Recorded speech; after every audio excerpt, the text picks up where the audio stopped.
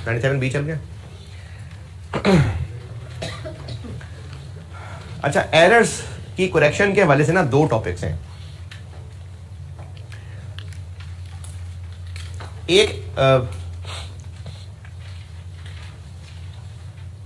हम लोग FAR 1 में नॉन प्रॉफिट ऑर्गेनाइजेशन के अलावा बाकी सारा कुछ कंपनी का पढ़ रहे, स्टैंडर्ड्स पढ़े हैं, तो वो सब कंपनी के लिए होता है। पुरानी जब इंट्रो टू अकाउंटिंग का पेपर होता था तो उसमें एक चैप्टर था rectification of errors, correction of errors. अब जो PRC में है पता नहीं उसमें है कि नहीं है, मुझे नया सिलेबस नहीं है उसमें, नहीं। ये चूंकि टॉपिक अच्छा था, इसमें स्टूडेंट्स का कॉन्सेप्ट टेस्ट होता था, तो इसको सिलेबस से निकालना अच्छा नहीं लगा होगा ICAP को, इसलिए उन्होंने इसको FAR 1 में डाल दिया। जगह इसकी बनती नहीं है FAR 1 में, लेकिन डाल दिया। 8 नंबर का सवाल भी आया था लास्ट टाइम।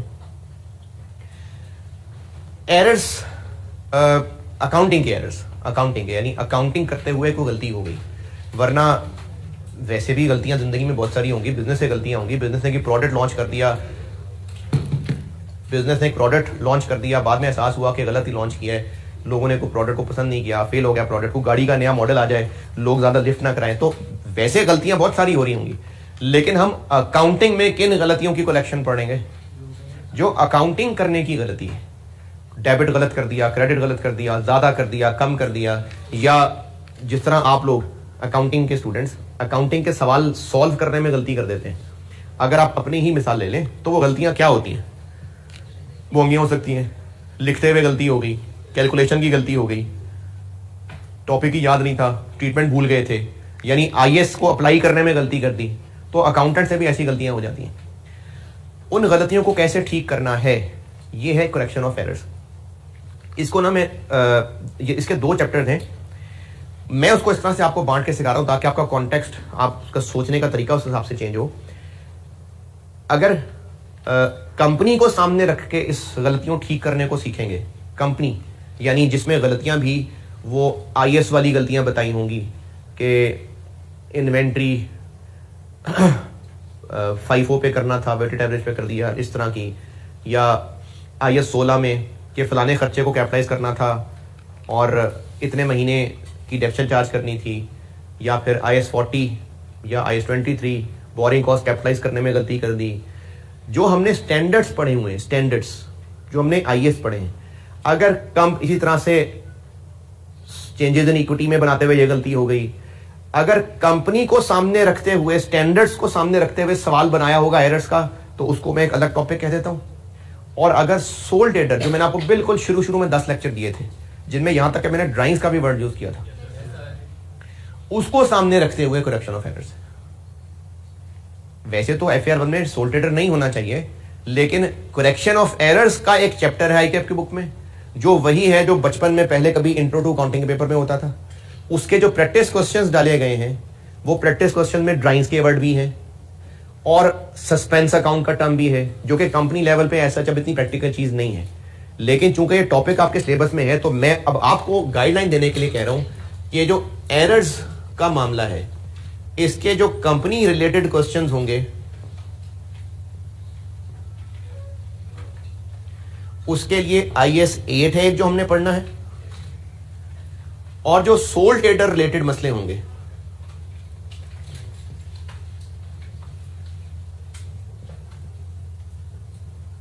इसके लिए हमने करेक्शन ऑफ एरर्स नामी चैप्टर पढ़ना है।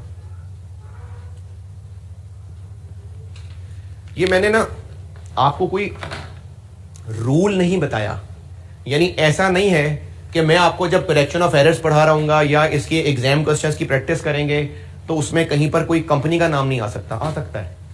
मैंने आपको ना सिर्फ आपके माइंड में टॉपिक क्या चल रहे हो उसके लिए गाइड किया है कि जब हम लोग ये वाला चैप्टर पढ़ रहे होंगे तो उसमें ड्राइंग्स वाले एरर्स भी आ रहे होंगे। अब आप उस वक्त ये सोचेंगे ड्राइंग्स कहां से कंपनी में होती हैं, तो उसके लिए बता रहा हूं कि जब हम लोग ये वाली चीज पढ़ रहे होंगे तो आपके दिमाग में कंपनी, IS 40, IS 23, IS 36 वो चल रहा हो और जब हम ये वाला चैप्टर पढ़ रहे होंगे तो सब कंपनी को फिलहाल साइड पे कर देना।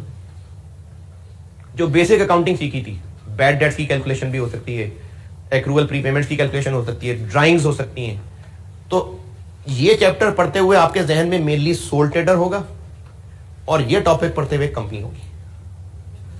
लेकिन ये मैंने ना कोई आपको ऐसा रूल नहीं बताया कि कि सर इन सवालों में कंपनी का नाम क्यों आ गया, आपने तो सोल ट्रेडर आएगा। सिर्फ आपने अपनी हार्ड डिस्क में से जो चीज़ें निकाल के रैम में लानी है, सिर्फ उसके लिए बताया कि जब मैं आपको ये चैप्टर पढ़ा रहा हूँगा तो आपके जहन में ड्राइंग्स भी हों। ड्राइंग्स, जब ओनर बिजनेस से पर्सनल यूज के लिए कोई पैसे ड्रॉ कर लेता है तो वो ड्राइंग्स हैं। जब वो कैश ड्रॉ करता है तो क्या entry, drawings, debit, cash, credit. और अगर वो गुड्स ड्रॉ कर ले तो, मैंने आपको ना इन्वेंट्री पढ़ाई थी, उसके डबल एंट्रीज के 2 सिस्टम पढ़ाए थे, परपेचुअल सिस्टम था, पीरियोडिक सिस्टम था। हाँ, अगर गुड्स ओनर ड्रॉ कर ले, पता नहीं ड्राइंग्स की उनमें एंट्री बोली थी कि नहीं बोली थी, पता नहीं, शायद मुझे याद नहीं है। मैंने इन्वेंट्री की एंट्रीज दिखाई करवाई थी आपको, पीरियोडिक और परपेचुअल, पता नहीं मुझे याद नहीं मैंने ड्राइंग की तब बताई थी कि नहीं बताई थी, अब बता दूंगा एरर वाले चैप्टर में। तो जब हम लोग ये चैप्टर पढ़ रहे होंगे